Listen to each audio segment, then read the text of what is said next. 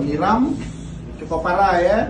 Habis itu wajahnya. Pelarian M. Arifin, pria 55 tahun, berakhir setelah polisi dari Subdit PPA PPO di Treskrimum Polda Sumsel menangkapnya di kawasan Keramasan, Kertapati, Palembang. Arifin diringkus saat tengah bekerja usai 3 tahun buron dalam kasus penyiraman air keras pada istrinya yang terjadi pada Maret 2023.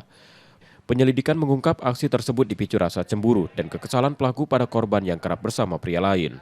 Faktor ekonomi turut memicu pertengkaran keduanya hingga berujung penyiraman air keras ke wajah korban.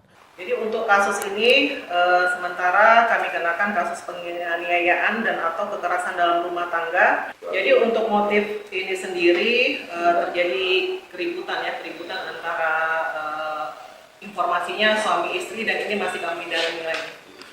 Jadi untuk kondisi korban sendiri lukanya cukup berat ya. Jadi rekan-rekan bisa melihatnya ada foto-foto terkait korban. Akibat kejadian itu, korban mengalami luka bakar serius dengan tingkat kerusakan mencapai 90% di wajah.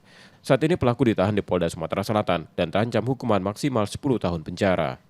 Rizky Oktora, Muklas Differensial, Kompas TV, Palembang, Sumatera Selatan.